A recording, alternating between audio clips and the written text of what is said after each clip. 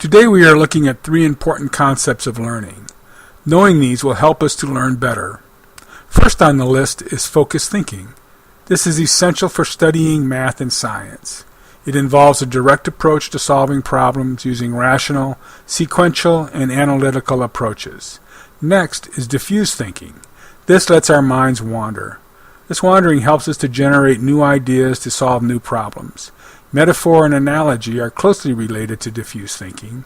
Here we take something that is complex or abstract and build a system using things familiar to us.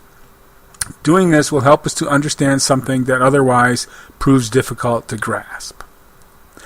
Let me introduce Walter. He's a freshman at a local community college. He recently enrolled in a basic electricity course and has a two-part homework problem to do. He isn't aware, but he will be using the concepts of focused thinking, diffuse thinking, and metaphor to get it done. The first part of the problem requires Walter to use his focused thinking brain. He knows that Ohm's law defines the relationships between voltage, resistance, and current, and he easily solves this problem. After all, it's just simple algebra.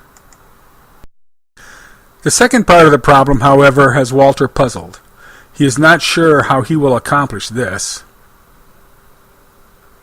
Being a freshman in a basic electricity course, Walter does not yet have a clear understanding of just what voltage, resistance, and current are. Knowing this would help him solve the more difficult piece of the problem. He easily solved the math problem, but he's finding the concept of electricity difficult to grasp. It is abstract. It is, after all, not possible to see electricity. Sitting at his desk, Walter finds himself daydreaming. He's thinking about electricity. Walter doesn't know it, but he's using diffused thinking, trying to get a handle on what voltage, resistance, and current are. He imagines current as something that flows like water, resistance as something that impedes the flowing water, and voltage as water pressure. Using these images, he creates a metaphor for voltage, resistance, and current. But wait, Walter isn't done yet. Using focused thinking, he was able to quickly solve the math problem. Using diffuse thinking, he developed a metaphor for electrical current. But now he has to demonstrate these concepts in a real situation. He has to prove that his calculations are accurate. He has no idea how to do this. He decides he'll deal with this later, so he heads home. At home, lying on the couch, Walter drifts off while thinking about how to prove his calculations. Different thoughts form, giving him an idea. He decides to build a circuit to demonstrate his calculations.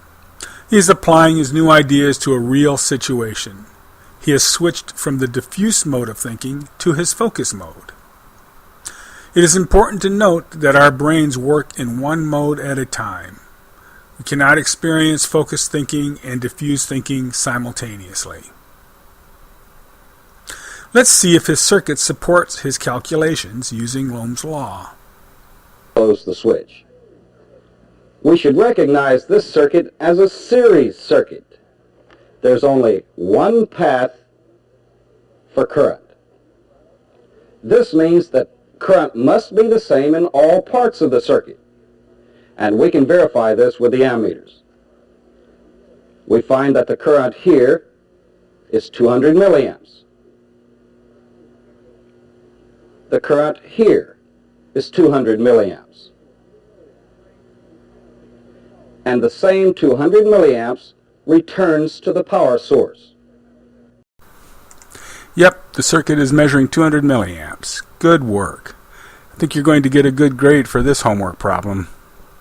I see how your metaphor helped. The fire hydrant is the voltage supply, the wire is the hose, and the water is the current flowing in the hose.